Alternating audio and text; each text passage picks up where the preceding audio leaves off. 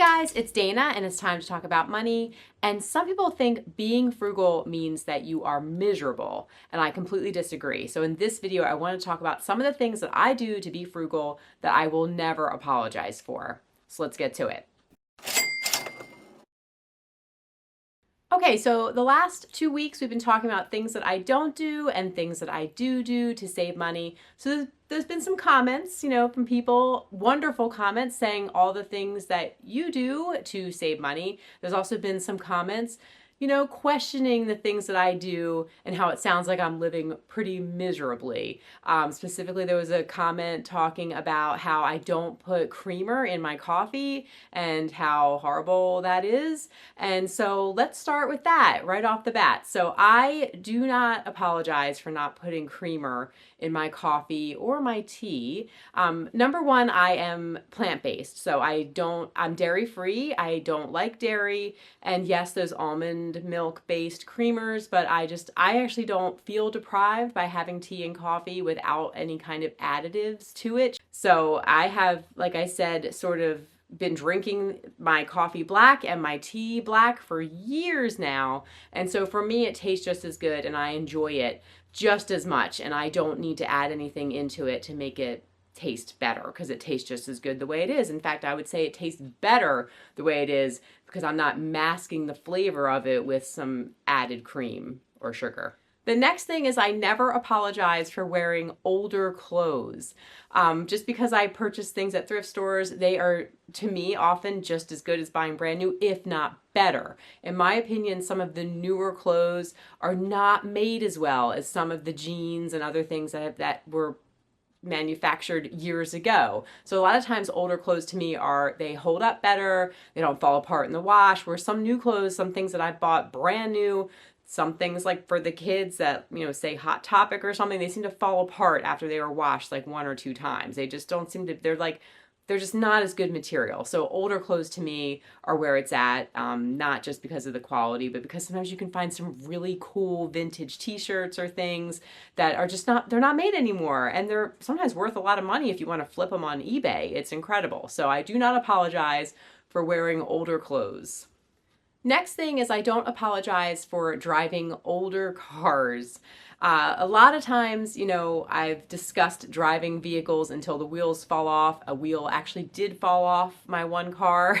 Literally once I had to get towed, but I drive the cars all the way until they cannot be driven anymore. And I don't apologize for that. Unfortunately, I feel like a lot of people have now normalized huge car payments. And I just don't feel that I need to drive a brand new car. It's not necessary to me. I just need to get to where I'm going. I prefer it if I can walk or bike or take public transportation like trains, subways. To me, that's the best thing. But if I have to be in a car, then I will. But to me, it doesn't matter, like the luxury of it. Like I just need to get to where I'm going and that's it. To me, that's the purpose of a car. I'm not a car person. I don't really care what car you drive. It doesn't, to me, matter. You could drive the most expensive car. I wouldn't even know it was the most expensive car. Next is eating at home. I really feel like restaurant prices have gone wild. Like it is so expensive to eat out. And I really feel as if it is disgusting to eat in restaurants half the time. Some people I know have gotten really ill eating in restaurants. And so I prefer to eat at home. Like I said, I know that my kitchen is clean.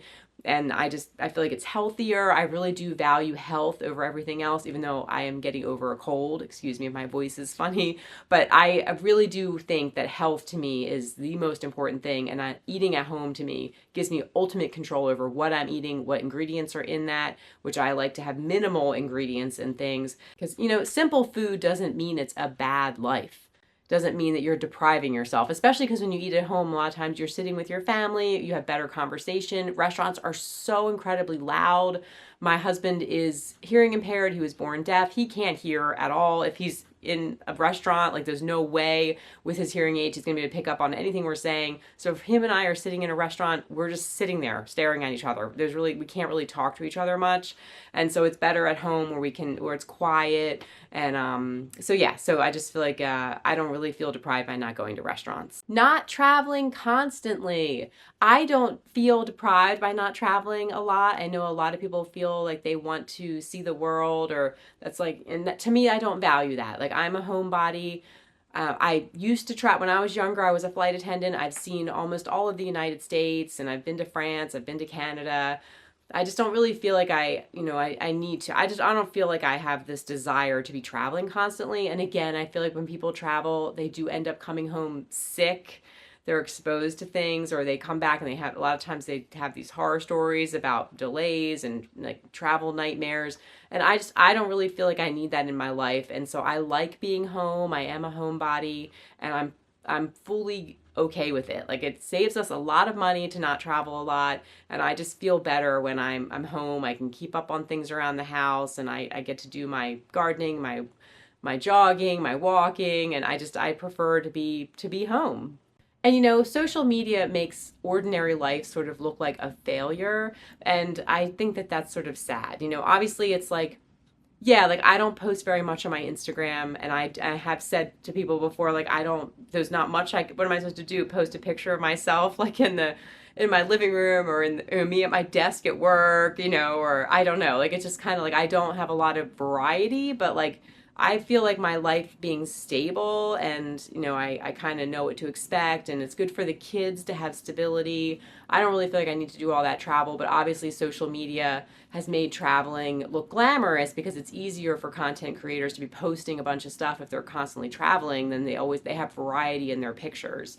And so then, though, unfortunately, it makes a lot of us feel then as if we should also be traveling all the time because we see other people doing so, and that we think that we need to be going out and posting all these pictures of ourselves, all over the place. And I just don't think that that's really necessary.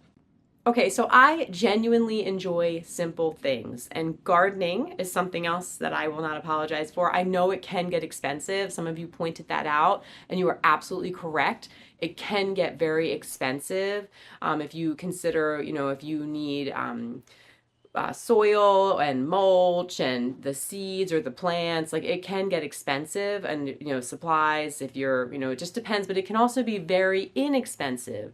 You can buy inexpensive seeds. You don't need a bunch of different tools, motorized or electric tools. You don't need all that. It's just, you get a shovel. You can buy shovels at thrift stores. I've seen them there. So you can get things inexpensively to garden, and it just might take a little bit longer, and it might take a little bit more sweat, but it's like part of the reason I love it is because it's great exercise. It gets you outside, exposed to sunlight. And there's really nothing better than watching something grow. I know that entertainment is often expensive, and you don't think of gardening as entertainment, but for me, it is to plant a little tiny plant or a seed even, and to see it grow is like so exciting, especially in the spring when you see things coming out of the ground.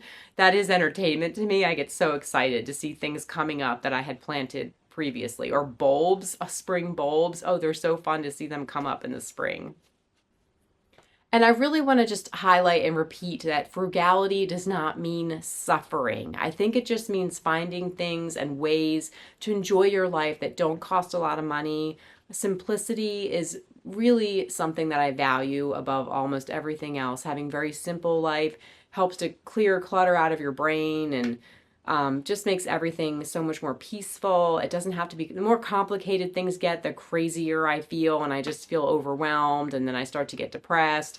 So, I mean, if you can keep things simple, I think that your overall health and wealth and life will be so much better off.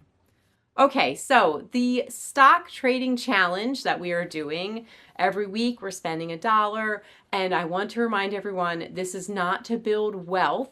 I had some comments about that too. I fully understand that it's not a great idea to purchase single stocks if you're looking to build wealth.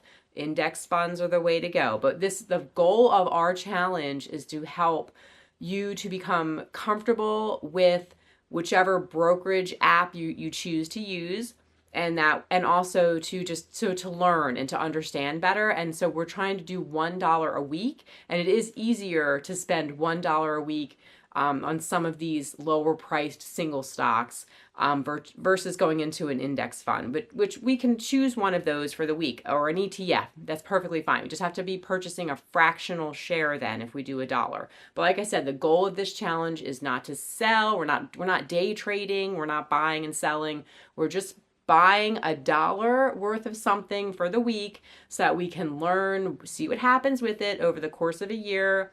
And then just that's it. It's for learning purposes and to help us to get more comfortable with brokerage apps and with buying and then, selling at the end of the year. Perhaps we're going to sell a few of these, okay? So, but could go down to zero, could be worth nothing at the end of the year, but we're just trying to do this to learn. That's the purpose of the challenge, not wealth building. We're going to choose an index fund for this week.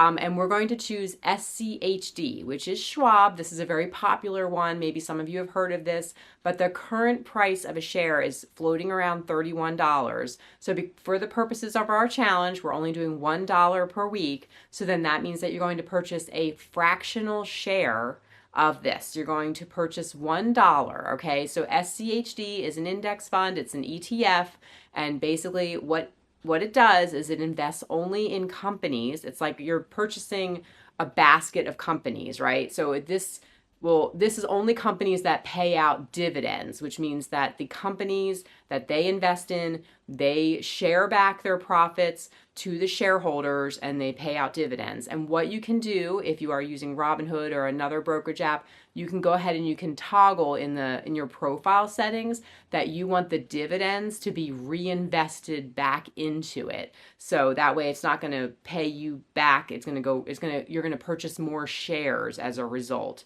So that's what we're going to do this week. Again, you don't have to purchase this one. If you don't want to purchase SCHD, you don't want to be involved with Schwab, maybe you have some reason, you don't like dividends, perfectly fine. Pick a different ETF or index fund, something that has a basket of different shares from different companies. This is definitely a good way. Like this is one that you might want to continue with into the future after the challenge is over with. Maybe you want to, when you get out of debt, you want to continue to invest into this. This is where it's more diversified, obviously, which is more protection from those highs and lows and from dips. Okay, so this week, that's the challenge, is to purchase $1 worth of an index fund, an ETF, and that's it. If it's your first time here, be sure to subscribe and share down below with me what are some things that you do to be frugal that you will not apologize for.